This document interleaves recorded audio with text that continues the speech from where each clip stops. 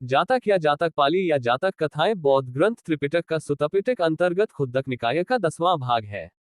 इन कथाओं में भगवान बुद्ध के पूर्व जन्मों की कथाएं हैं, जो मान्यता है कि खुद गौतम बुद्ध जी के द्वारा कहे गए हैं। हालांकि कुछ विद्वानों का मानना है कि कुछ जातक कथाएं गौतम बुद्ध के निर्वाण के बाद उनके शिष्यों द्वारा कही गई है। विश्व की प्राचीनतम लिखित कहानियां जातक कथाएं हैं, जिसमें लगभग 600 कहानियां संग्रह की गई है। ये ईस्वी संवत से 300 वर्ष पूर्व की घटना है। इन कथाओं में मनोरंजन के माध्यम से नीति और धर्म को समझाने का प्रयास किया गया है। जातक खुद्दक निकाय का 10वां प्रसिद्ध ग्रंथ है। जातक को वस्तुतः ग्रंथ न कहकर ग्रंथ समूह ही कहना अधिक उपयुक्त होगा। उसका कोई कोई कथानक पूरे ग्रंथ के रूप में है और कहीं कहीं उसकी कहानियों का रूप संक्षिप्त महाकाव्य सा है। जातक शब्द जन धातु से बना है। इसका अर्थ है भूत अथवा भाव। धातु को भूत अर्थ में प्रयुक्त करते हुए जब अर्थ किया जाता है तो जातभूत कथा एवं रूप बनता है। इस तरह जातक शब्द का अर्थ है जात अर्थात जन्म संबंधी। जातक भगवान बुद्ध के पूर्व जन्म संबंधी कथाएं हैं। बुद्धत्व प्राप्त कर लेने की अवस्था से पूर्व भगवान बुद्ध बोधिसत्व कहलाते हैं। वे उस समय बुद्धत्व के लिए उम्मीदवार होते हैं और दान, शील, मैत्री, सत्य आदि 10 पारमिताओं अथवा परिपूर्णताओं का अभ्यास करते हैं। भूत दया के लिए वे अपने प्राणों का अनेक बार बलिदान करते हैं। इस प्रकार वे बुद्धत्व की योग्यता का संपादन करते हैं। बोधि के लिए है सत्वत्सार, जिसका ऐसा अर्थ भी कुछ विद्वानों ने किया है। अतः बोधिसत्व से स्पष्ट तात्पर्य ज्ञान, सत्य, दया आदि का अभ्यास करने वाले उस साधक से है जिसका आगे चलकर बुद्ध होना निश्चित है। भगवान बुद्ध भी न केवल अपने अंतिम जन्म में बुद्धत्व प्राप्ति की अवस्था से पूर्व बोधिसत्व रहे थे, बल्कि अपने अनेक पूर्व जन्मों में भी बोधिसत्व की चर्या का उन्होंने पालन किया था। अधिकतर कहानियों में वे प्रधान पात्र के रूप में चित्रित है। कहानी के वे स्वयं नायक है। कहीं कहीं उनका स्थान एक साधारण पात्र के रूप में गौण है और कहीं कहीं वे एक दर्शक के रूप में भी चित्रित किए गए हैं। प्रायः प्रत्येक कहानी का आरंभ इस प्रकार होता है। एक समय राजा ब्रह्मदत्त के वाराणसी में राज्य करते समय बोधिसत्व कुरंग मृग की योनि से उत्पन्न हुए अथवा सिंधु पार के घोड़ों के कुल में उत्पन्न हुए अथवा बोधिसत्व ब्रह्मदत्त के अमात्य थे अथवा बोधिसत्व गोह की योनि से उत्पन्न हुए आदि। जातक की कहानियों में से कुछ का नामकरण तो जातक में आई हुई गाथा के पहले शब्दों से हुआ है। यथा अपशनक जातक किसी का प्रधान पात्र के अनुसार, यथा वनुपत जातक किसी का उन जन्मों के अनुसार जो बोधिसत्व ने ग्रहण किए, यथा निग्रेद मिग जातक, मत्स्य जातक आदि।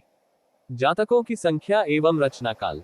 सभी जातक कथाएं गौतम बुद्ध के द्वारा कही गई है। जातक बुद्ध समयकालीन है। जातकों की निश्चित संख्या कितनी है, इसका निर्णय करना बड़ा कठिन है। लंका, बर्मा और सियाम में प्रचलित परंपरा के अनुसार जातक 550 हैं। समंतपासादिका की निदान कथा में भी जातकों की संख्या इतनी ही बताई गई है। पनासा धकनी पंचस्तानी जातकंती वेदितब।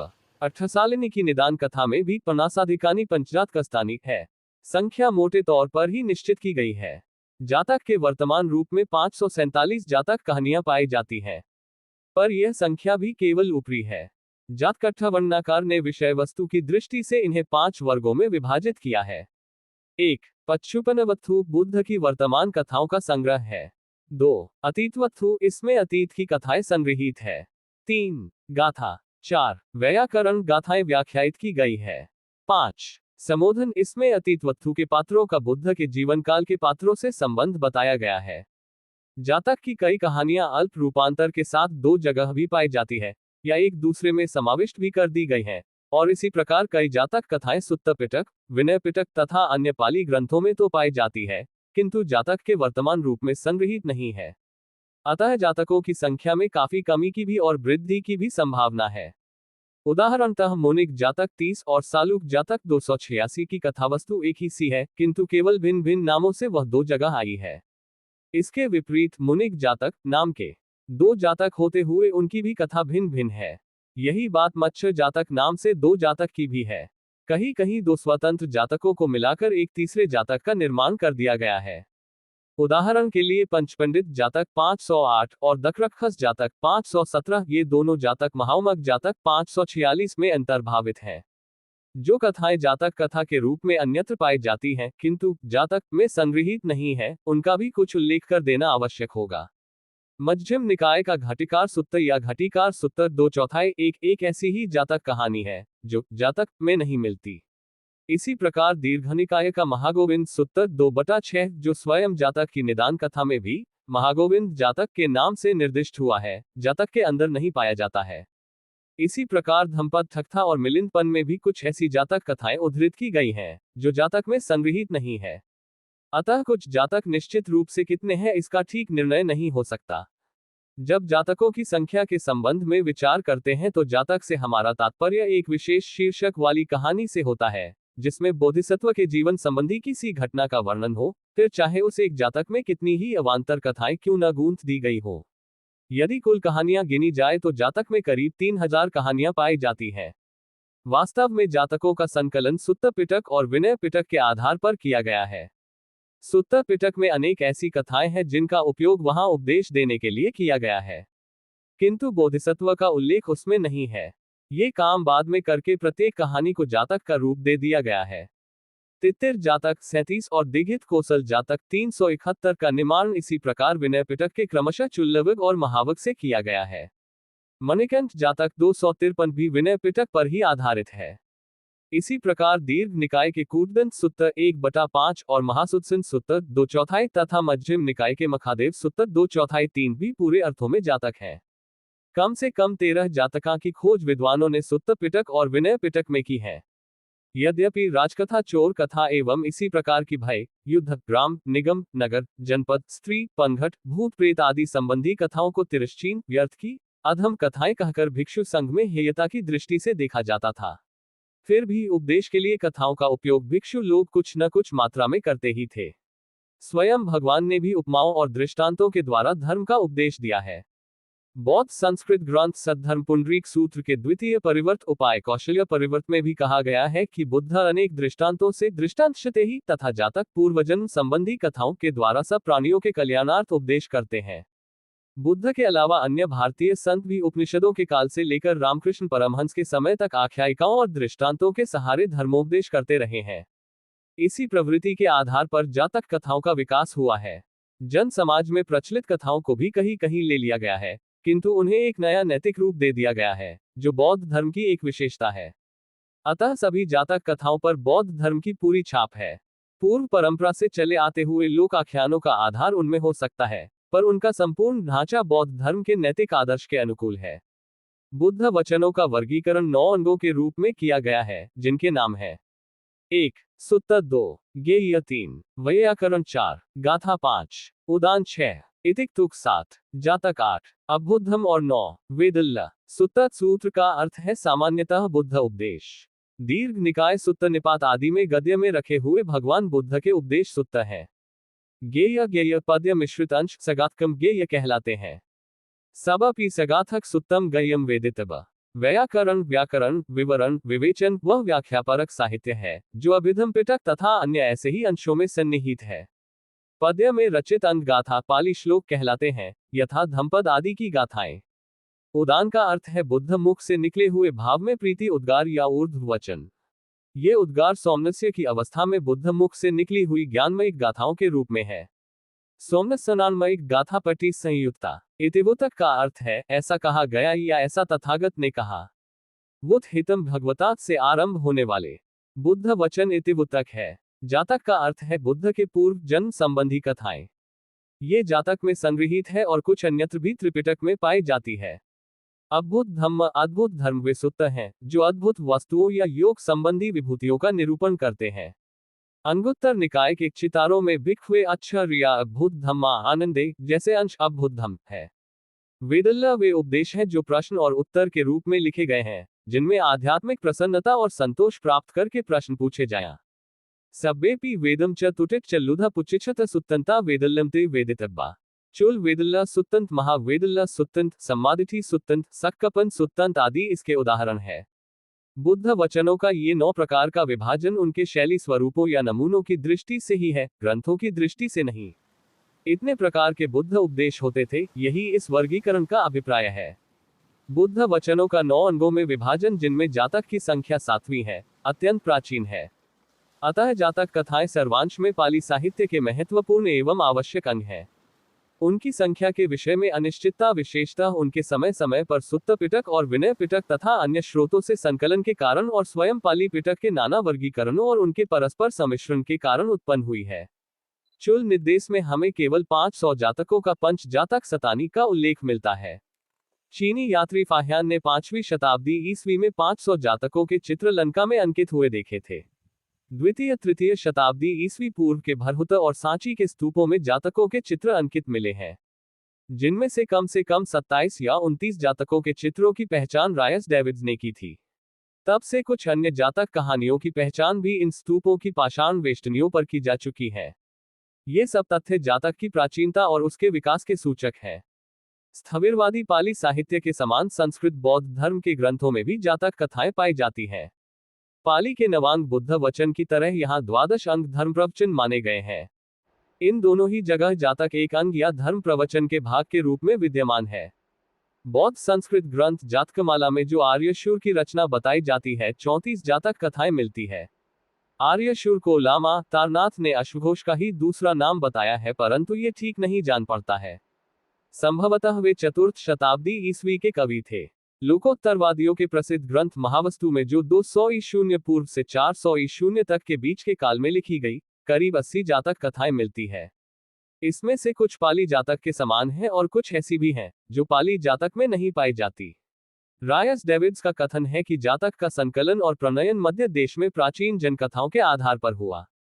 विंटनिट्स ने भी प्रायः इसी मत का प्रतिपादन किया है। अधिकांश जातक बुद्धकालीन है। सांची और भरहुत के स्तूपों की पाषाण वेष्टनियों पर उनके दृश्यों का अंकित होना उनके पूर्व अशोककालीन होने का पर्याप्त साक्ष्य देता है। जातक के काल और कर्तृत्व के संबंध में अधिक प्रकाश उसके साहित्यिक रूप और विशेषताओं के विवेचन से पड़ेगा। प्रत्येक जातक कथा 5 भागों में विभक्त है। 1. पंचुपनवत्थु 2. अतीतवत्थु 3. गाथा 4. वैयाकरण या अत्यवर्णा और 5. समोधन। पंचुपनवत्थु का अर्थ है वर्तमान काल की घटना या कथा। बुद्ध के जीवन काल में जो घटना घटी वह पंचुपनवत्थु है। उस घटना ने भगवान को किसी पूर्वजन्म के वृत्त को कहने का अवसर दिया। ये पूर्वजन्म का वृत्त ही अतीतवत्थु है। प्रत्येक जातक का कथा की दृष्टि सबसे अधिक महत्वपूर्ण भाग यह अतीतवत्थु ही है। इसी के अनुकूल पंचुपनवत्थु कहीं कहीं गढ़ गई प्रतीत होती है। अतीतवत्थु के बाद एक या अनेक गाथाएं आती हैं। इनका संबंध वैसे तो अतीतवत्थु से ही होता है, किंतु कहीं कहीं पंचुपनवत्थु से भी होता है। गाथाएं जातक के प्राचीनतम अंश हैं। वास्तव में गाथाएं ही जातक हैं।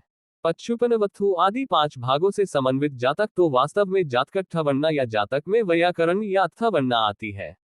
इसमें गाथाओं की व्याख्या और उनका शब्दार्थ होता है।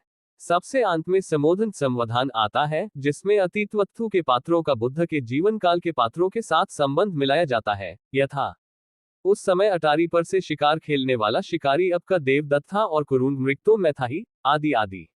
जातक में बुद्ध के पूर्व जन्मों की कथाएं संग्रहित है, जबकि उन्होंने बोधिसत्व के रूप में विभिन्न पारमिताएं पूरी की और बुद्धत्व के लिए योग्यता संपादित की। सुत्त पिटक के प्रथम 4 निकायों में बुद्ध के ऐतिहासिक रूप की ही प्रतिष्ठा है। बाद में जातक में तथा बुद्धवंश और चर्या पिटक में उनके ऐतिहासिक जीवन को पूर्व की कथाओं से संबद्ध कर दिया पाते हैं।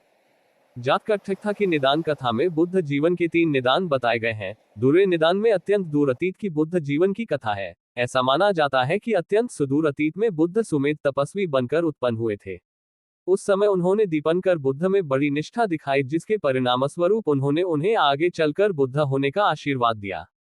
अनेक जन्मों तक विभिन्न शरीर धारण करते हुए सुमेध तपस्वी की साधना चलती रही। अंत में वैश्यंतर राजा के रूप में शरीर त्याग कर वे तुषित लोक में गए। सुमेध तपस्वी के रूप से लेकर तुषित लोक में जाने तक की बुद्ध की यह साधना कथा दूर निदान के अंतर्गत है। 547 जातक कथाएं अपनक जातक से लेकर वैश्यंतर जातक तक बुद्ध जीवनी के इस दूरे निदान से ही संबंधित है। इन कथाओं से यहाँ तात्पर्य है इनमें वर्णित अतीतवत्थु। इनका संबंध बुद्ध की जीवन कथा के दूरे निदान से है, अर्थात ये बहुत दूर अतीत की कथाएं हैं। लुम्बिनी वन में जन्म लेने के समय से लेकर बोधि प्राप्ति तक की कथा अविदूरे निदान से संबंधित है, अर्थात वह इतने दूर अतीत की नहीं है। बोधि प्राप्ति से लेकर निर्वाण प्राप्ति तक की बुद्ध जीवनी संत के निदान के अंतर्गत है, अर्थात वह समीप की है। जातक की पंचुपनवत्थु में इसके कुछ अंश प्रस्तावना रूप में आते हैं। जातक की कहानियों में अतीतवत में बुद्ध जीवनी के दूरे निदान के अंदर समाविष्ट उनके पूर्व जन्मों की कहानियां आती है। ऐतिहासिक बुद्ध के जीवन की किसी घटना का उल्लेख कर इन दूरे निदान की कथाओं के कहने के लिए अवकाश निकाल लिया गया है, जो हो वास्तव में जातक का निर्माण करती है। प्रत्येक जातक के 5 अंगों के उपर्युक्त विवेचन से स्पष्ट है कि जातक गद्य पद्य मिश्रित रचनाएं हैं। गाथा पद्य भाग जातक का प्राचीनतम भाग माना जाता है। त्रिपिटक के अंतर्भूत इस गाथा भाग को ही मानना अधिक उपयुक्त होगा। शेष सब अठकथा है। परंतु जातक कथाओं की प्रकृति ऐसी है कि मूल को व्याख्या से अलग कर देने पर कुछ भी समझ में नहीं आ सकता।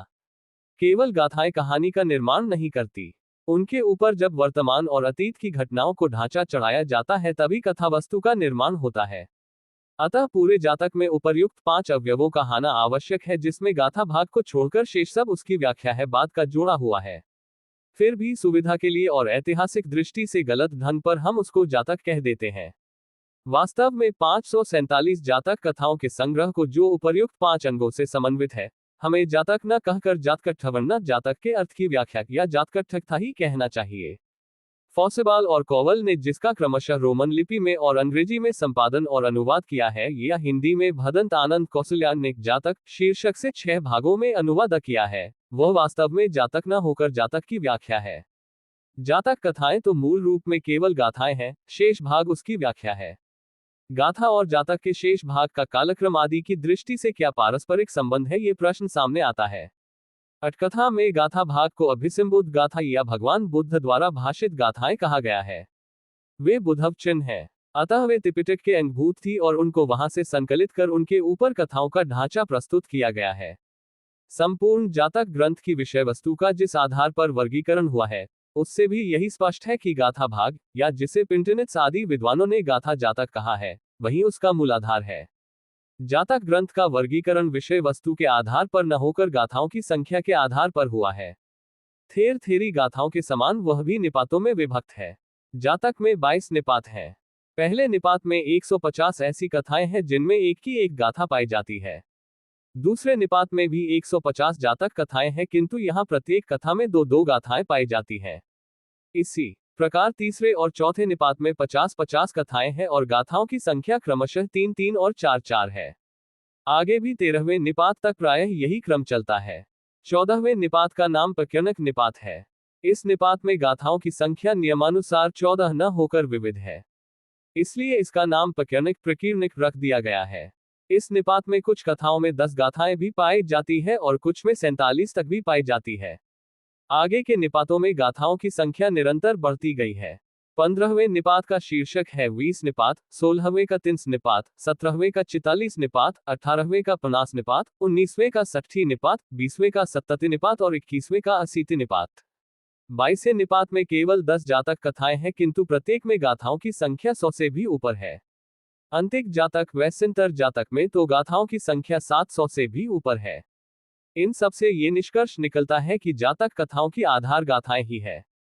स्वयं अनेक जातक कथाओं के वैयाकरण भाग में पाली और अट्ठकथा के बीच भेद दिखाया गया है, जैसे कि पली सुत्तों की अन्य अनेक अट्ठकथाओं तथा विशुद्धिमगों आदि ग्रंथों में भी। जहां तक जातक के वैयाकरण भाग से संबंध है, वहां पाली का अर्थ त्रिपिटक गद्गाथा ही हो सकता है। भाषा के साक्ष्य से भी गाथा भाग अधिक प्राचीनता का द्योतक है अपेक्षाकृत गद्य भाग के। पिंटनेट्स ने कहा है, जातक की संपूर्ण गाथाओं को त्रिपिटक का मूल अंश नहीं माना जा सकता है, उनमें भी पूर्वापर भेद है।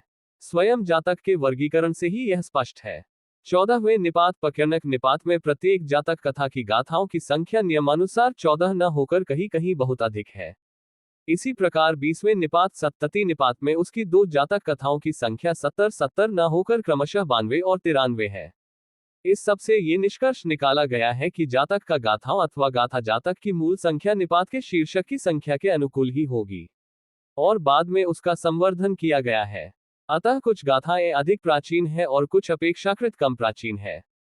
इसी प्रकार गद्य भाग भी कुछ अत्यंत प्राचीनता के लक्षण लिए हुए है और कुछ अपेक्षाकृत अर्वाचीन है। किसी किसी जातक में गद्य और गाथा भाग में साम्य भी नहीं दिखाई पड़ता और कहीं कहीं शैली में भी बड़ी विभिन्नता है।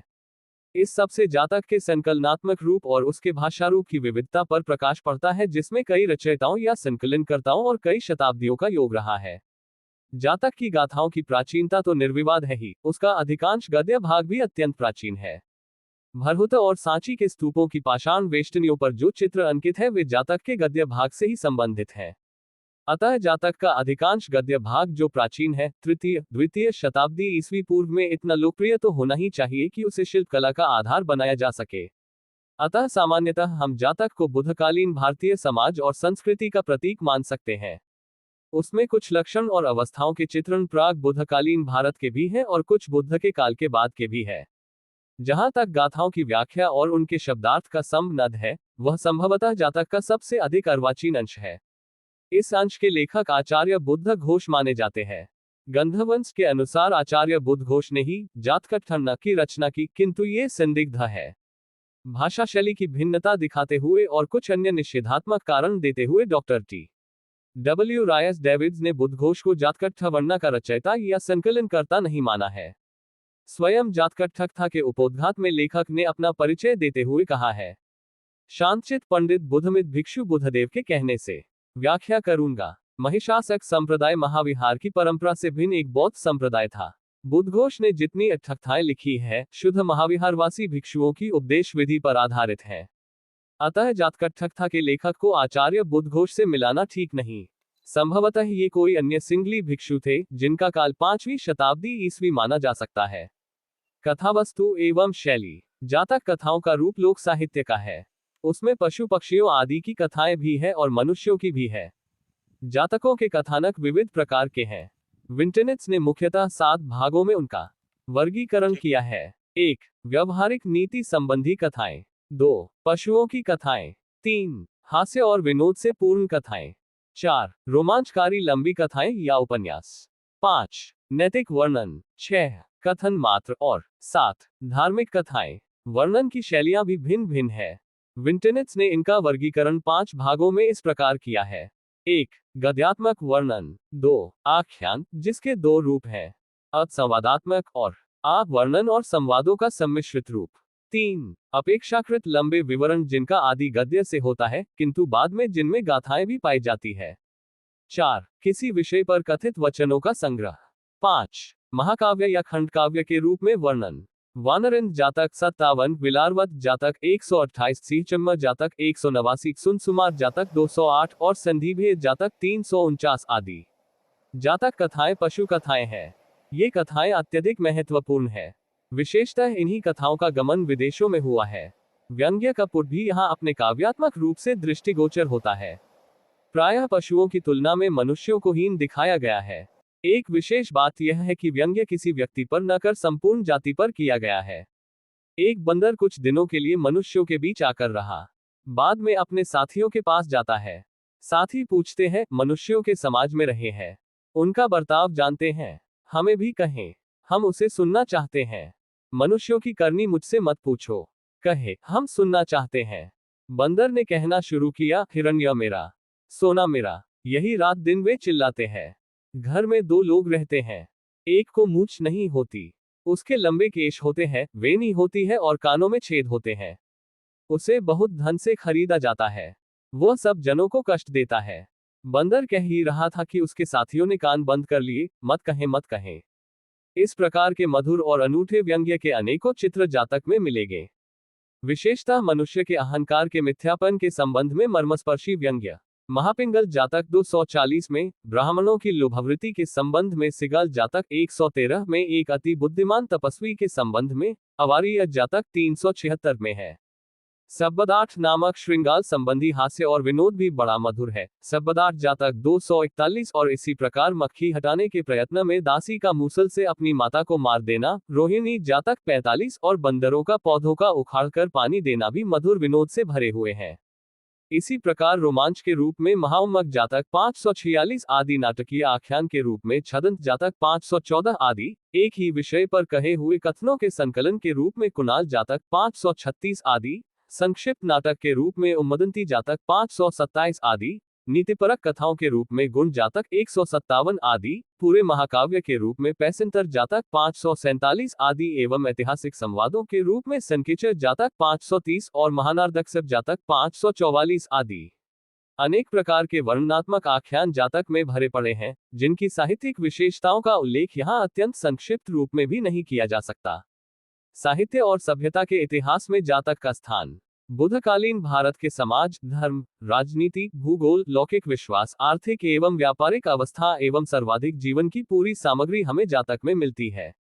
जातक केवल लोक कथाओं का प्राचीनतम संग्रह भर नहीं है। बौद्ध साहित्य में तो उसका स्थान सर्वमान्य है ही। स्थविरवाद के समान महायान में भी उसकी प्रभुत महत्ता है, यद्यपि उसके रूप के संबंध में कुछ थोड़ा बहुत परिवर्तन है। बौद्ध साहित्य के समान समग्र भारतीय साहित्य में, और इतना ही नहीं, समग्र विश्व साहित्य में जातक का एक महत्वपूर्ण स्थान है। इसी प्रकार भारतीय सभ्यता के एक युग का ही वह निदर्शक नहीं है, बल्कि उसके प्रसार की एक अद्भुत गाथा भी जातक में समाये हुए है। विशेषतः भारतीय इतिहास में जातक के स्थान को कोई दूसरा ग्रंथ नहीं ले सकता। बुधकालीन भारत के सामाजिक, आर्थिक, राजनैतिक जीवन को जानने के लिए जातक एक उत्तम साधन है। चूंकि उसकी सूचना प्रासंगिक रूप से ही दी गई है, इसलिए वह और भी अधिक प्रामाणिक है और महत्वपूर्ण भी। जातक के आधार पर यहाँ बुधकालीन भारत का संक्षिप्ततम विवरण भी नहीं दिया जा सकता। जातक की निदान कथा में हम तत्कालीन भारतीय भूगोल संबंधी महत्वपूर्ण सूचना पाते हैं। जातक में कहा गया है कि जम्बूद्वीप भारत का विस्तार 10,000 योजन है। मध्य प्रदेश की सीमाओं का उल्लेख वहां इस प्रकार किया गया है। मध्य देश की पूर्व दिशा में कजंगला नामक कस्बा है, उसके बाद बड़े शाल के वन है और फिर आगे सीमांत देश। पूर्व दक्षिण में सललवती नामक नदी है, उसके आगे सीमांत देश। दक्षिण दिशा में सेतकनिक नामक कस्बा है, उसके आगे सीमांत देश। पश्चिम दिशा में थून नामक ब्राह्मण ग्राम है, उसके बाद सीमांत देश। उत्तर दिशा में उशिरध्वज नामक पर्वत है, उसके बाद सीमांत देश। ये वर्णन यहाँ विनय पिटक से लिया गया है और बुद्धकालीन मध्य देश की सीमाओं का प्रामाणिक परिचायक माना जाता है। जातक के इसी भाग में निरंजना, अनोमा आदि नदियों, पांडव पर्वत, वैभार गिरी, गयासीस आदि पर्वतों, रुवेला, कपिलवस्तु, वाराणसी, राजजगृह, लुम्बिनी, वैशाली, श्रावस्ती आदि नगरों और स्थानों एवं उत्कल देश उड़ीसा का तथा यष्टिवन, लिटिटवन आदि वनों का उल्लेख मिलता है। संपूर्ण कोसल और मगध का तो उसके ग्रामों, नगरों, नदियों और पर्वतों के सहित वह पूरा वर्णन उपस्थित करता है। 16 महाजनपदों अंग मगध, काशी, कोसल, वज्जी, मल, चेदी, वत्स, कुरु, पांचाल, मच्छर, मत्स्य, सूरसेन, शूरसेन, अस्सिक, अश्मक, अवती, गंधार और कंबोज का विस्तृत वर्णन हमें असंपादन जातक में मिलता है। महासुत्सोम जातक 537 में कुरु देश का विस्तार 300 योजन बताया गया है। इसी प्रकार धूमकारी जातक 413 तथा 10 ब्राह्मण जातक 415 में कहा गया है कि युधिष्ठिर गोत्र के राजा का उस समय वहां राज्य था। कुरु देश की राजधानी इंद्रप्रस्थ का विस्तार 7 योजन महासुत्सोम जातक 537 तथा विधुर पंडित जातक 545 में दिया गया है। धनंजय कौरव्य और सुत्सोम आदि कुरु राजाओं के नाम कुरुदम जातक 276, धूमकारी जातक 413, संभव जातक 515 और विधुर पंडित जातक 545 में आते हैं। उत्तर पंचाल के लिए कुरु और पंचाल वंशों में झगड़ा चलता रहा, इसकी सूचना हम चंपय जातक 506 तथा अन्य अनेक जातकों में पाते हैं। कभी वह कुरु राष्ट्र में सम्मिलित हो जाता था, सोमंस जातक 415, और कभी कंपिल राष्ट्र में भी, जिसका साक्ष्य ब्रह्मदत्त जातक 323, चयद्दिस जातक 513 और गणतिंदु जातक 520 में विद्यमान है। पंचाल राज दुर्मुख निमि का समकालिक था, इसकी सूचना हमें कुंभकार जातक में मिलती है। अस्सिक अश्मक राष्ट्र की राजधानी पोतन या पोतली का उल्लेख हमें चुल्लकालिंग जातक 301 में मिलता है। मिथिला का विस्तार सुरुचि जातक 489 और गंधार जातक 406 में 7 योजन बताया गया है। महाजनक जातक 539 में मिथिला का बड़ा सुंदर वर्णन उपलब्ध होता है, जिसकी तुलना महाभारत 3.206-6-9 से की जाती है। सागल नगर का वर्णन कालिंगबोधि जातक 479 और कुश जातक 531 में है। काशी राज्य के विस्तार का वर्णन ध्वजविदेह जातक 391 में है। उसकी राजधानी वाराणसी के केतुमती, सुरुंधन, सुदसन, ब्रह्मवर्धन, पुफूती, रमनगढ़ और मोलिनी आदि नाम थे। ऐसा साक्ष्य अनेक जातकों में मिलता है। तंडुलनाली जातक 5 में वाराणसी के प्राकार का वर्णन है। तेलपत जातक 96 और सुसीम जातक 163 में वाराणसी से तक्षशिला की दूरी 2000 योजन बताई गई है। कुंभकार जातक 408 में गंधार के राजा नगजी या नग्नजित का वर्णन है। कुश जातक 531 में मल्ल राष्ट्र और उसकी राजधानी कुसावती या कुसिनारा का वर्णन है। चंपेय जातक 506 में अंग और मगध के संघर्ष का वर्णन है। इसी प्रकार रूखधम जातक और फंदन जातक में शाक्य और कोलियों के रोहिणी नदी के पानी को लेकर झगड़े का वर्णन है। वत्स राज्य और उसके अधीन भगा राज्य की सूचना धोनसाक जातक